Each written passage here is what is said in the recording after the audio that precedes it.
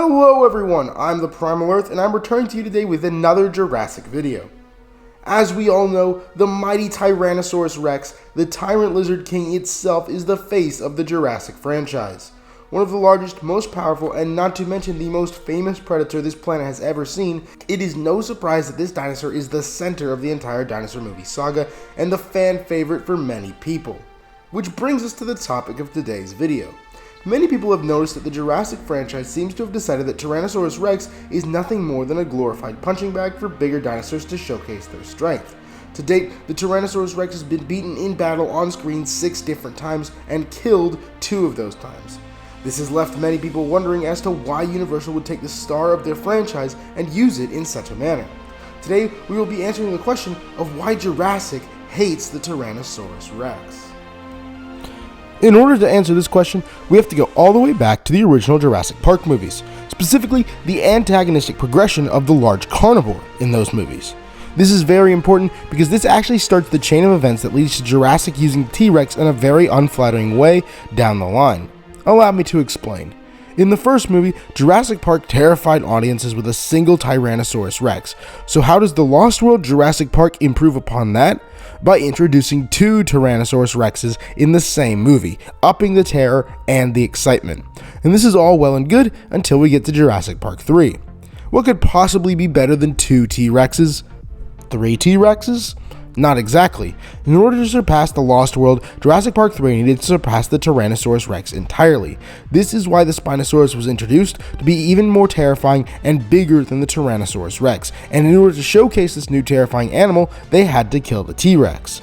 Now, originally, this scene was not received well by audiences at all. In fact, it was one of the reasons that Jurassic Park 3 performed so poorly in the first place. With the benefit of time, however, many people have come around to JP3 and realized that this was actually a quite bold and interesting choice made by the JP3 team and not nearly as bad as it was once thought to be. But that's not the important part. The important part is the impact this kill would have 14 years later in Jurassic World. With the fight between the Indominus Rex and the Tyrannosaurus Rex in the final act of the movie, the creators of Jurassic World did something that was actually pretty genius. They remembered Jurassic Park 3 and what happened to the T-Rex, and importantly, they knew the audience remembered that too, but they needed to remind them of it. When the T-Rex is introduced, it smashes through a Spinosaurus skeleton, which, while on the surface, may just seem like a callback to Jurassic Park 3 and a soft rectification of the T-Rex death to the Spinosaurus in that movie, it actually has a different and far more important purpose.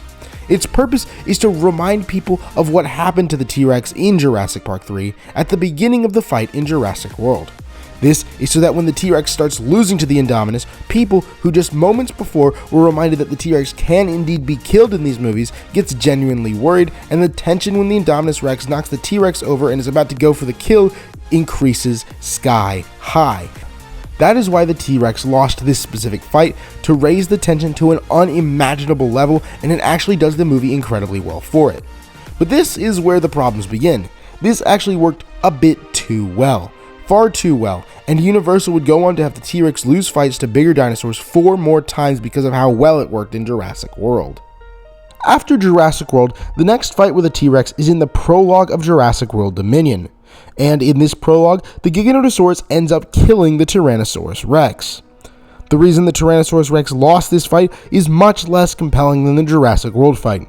In this specific fight, the purpose isn't to build up tension for the audience or do something new and unique, it is simply to set up a rivalry between Tyrannosaurus Rex and the Giganotosaurus. In short, it uses the T-Rex as a punching bag to showcase the strength of the new big bad dinosaur for the upcoming film. And this is the same problem that happens with the next fight the Tyrannosaurus Rex engages in.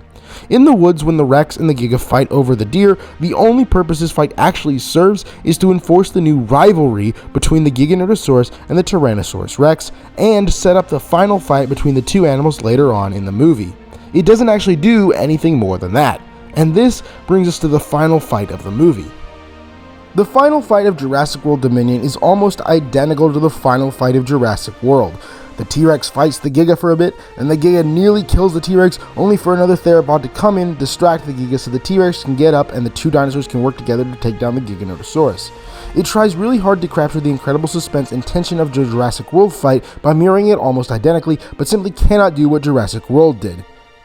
The purpose of this fight was to bring a conclusion to the rivalry set up in the prologue, but since we already knew who the victor of the fight was going to be, since there was no way they'd kill off the T-Rex to the Giga a second time, there is no tension whatsoever, and the creators of Jurassic World Dominion seem to have realized this, and instead of just making the audience think the T-Rex was going to die like with Jurassic World, they try to get the audience to think the T-Rex was actually killed until it suddenly gets up again. And once again, this is the same exact thing that happens in the 6th and final fight that a Tyrannosaurus Rex engages in. In Camp Cretaceous Season 5, Episode 11, the Spinosaurus and Tyrannosaurus Rex have a rematch. And as usual, the two animals duke it out for a bit before the Spinosaurus eventually grits the upper hand and grabs the neck of the Tyrannosaurus Rex and appears to crush it, with the T-Rex falling to the ground and dying, only for it to get right back up in the very next episode to help take down the Spinosaurus. All in all, these fights between Tyrannosaurus Rex and various other dinosaurs serve only one or two main purposes, either to showcase a bigger and badder dinosaur that will be the movie's antagonist, or to attempt to drive up the tension for the final battle scene. And in reality, none of these have actually ended up working all too well, with the exception of the Jurassic World fight. The fight in Jurassic Park 3, while not initially the best received fight, does have some merit, however. It was a movie trying out something new and bold for the first time ever. Unfortunately for JP3, it didn't work out as well as the creators had hoped, but I don't hold that against them. In fact, I actually respect them for trying something new and cool in the first place. And Jurassic World, as we've already discussed, took what JP3 already did to create an incredible fight sequence with massive tension and awe. But after this, everything else is just a rehash of these two movies, and as such, none of them actually end up nearly as meaningful in the long run, and it makes audiences feel like Universal is intentionally putting the T-Rex down in favor of other dinosaurs. But that's just my opinion. What do you think? Do you think that the creators of Jurassic are intentionally sidelining the Tyrannosaurus Rex just to show off newer and bigger dinosaurs? Would you like to see more movies where Tyrannosaurus Rex is once again the sole antagonist? Let me know in the comments below. And with that, thank you all for watching, and I will see you all in the next video. Hello everyone, and welcome to the end of the video. Firstly, we've got today's shout out, which goes to Dark Mega, whose favorite dinosaur is the mighty Spinosaurus. If you'd like to have your own shout out in the next video, make sure to subscribe to the channel, like the video, and in the comments below, tell me what your favorite Jurassic movie is and why. Up next, we have two videos, one of which will be the previous video that I uploaded, and the other being a video that YouTube thinks you'll like just as much. And finally, we have my Twitter handle. If you feel so inclined, come on over and follow me on Twitter. I can't wait to see you there. And with that, thank you guys for watching. If you liked what you saw, make sure to hit that subscribe button. Don't forget to hit the notification bell if you want to see more videos of mine when they release. I've been the Primal Earth, and I'll see you all in the next video.